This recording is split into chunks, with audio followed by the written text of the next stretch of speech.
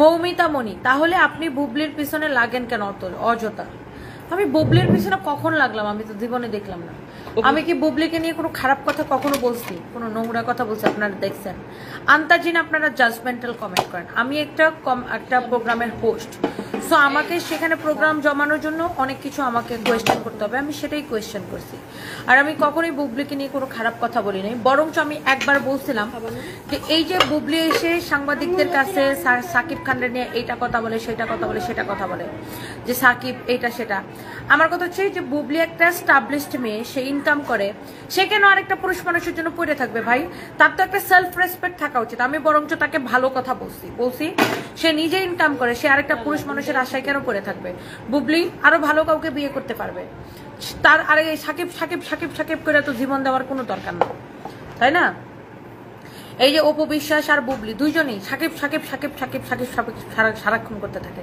দরকার কি ভাই? তোমার নিজের জীবন, একজনের সাথে আমার বিয়ে হইতেই পারে, তার সাথে আমার সংসার নাও টিকতে পারে। হ্যাঁ, আর আমি যতটুকু শুনছি, যাই হোক ওটা আমি ভিতরে নাই যাই কথায়। সো আমার একজনের সাথে প্রেমও হইতে পারে, আমি একজনের সাথে লিভ টুগেদারও থাকতে পারি, তার সাথে আমার সম্পর্ক নাও টিকতে পারে। তার মানে কি আমি সাকিব সাকিব সাকিব সাকিব করে জীবন পার করে দিব? নো। এই টক্সিক রিলেশন থেকে বের হয়ে আসতে হবে, টক্সিক রিলেশন থেকে বের হয়ে আসতে হবে। যে কোনো মানুষের রিলেশন যখন টক্সিক হয়ে যাবে তখন সেখান থেকে বের হয়ে আসতে হবে। ভাই জীবন একটাই, বাঁচার মতো বাঁচতে হবে জীবনে।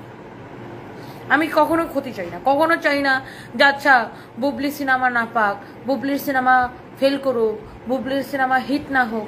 ভাই আমার কি ওনার সাথে কোনো ব্যক্তিগত সমস্যা আছে? কোনো সমস্যা নেই, বরঞ্চ উনি যে সাকিব সাকিব সাকিব সাকিব সাকিব সাকিব করে, এটার জন্য ওনাকে বলি যে উনি একটা মেয়ে, ওনার নিজের এখন একটা পরিচয় আছে, উনি মুভি করে, উনি নিজে ইনকাম করে, ওনার তো সাকিব খানের পরিচয় নিয়ে বাঁচার কোনো দরকার নাই যে আমি সাকিব খানের বউ, সাকিব এখন আমার হাজব্যান্ড, এই পরিচয় নিয়ে তো ওনার বাঁচার দরকার নাই। উনি নিজের পরিচয় নিজে বাঁচতে পারে, ওনার যথেষ্ট এখন নিজের পরিচয় আছে, বছরে ওনার অনেকগুলো সিনেমা পার হয়, উনি নিজের পরিচয় নিজে বাঁচবে। যে আমার দাম দিতেছে না, আমার তো জোর করে চায় দাম নেওয়ার কোনো দরকার নাই। সেম কথা আমি অপবিশ্বাসের জন্য বলবো, সেম। আর আমার সাথে তো বুবলি আপুর কোনো সমস্যা নাই ভাই, খামোখা কোত্থেকে আমার টাইনা নিয়ে আসে।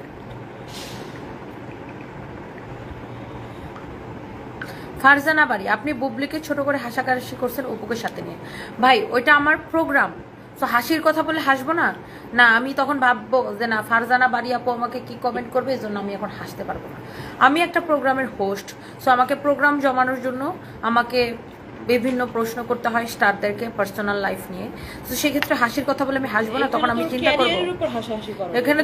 এখানে তো বুবলি আপুর ক্যারিয়ারের উপর কোনো হাসাহাসি করা হয়নি, হাসাহাসি করা হয়েছে অন্য বিষয়, সেখানে অপবিশ্বাসের কথার উপর হাসাহাসি করা হয়েছে। এনিওয়ে, আপনারা যা মন চায় তা মনে করেন, আই ডোন্ট কেয়ার, আমার কি আসে যায়।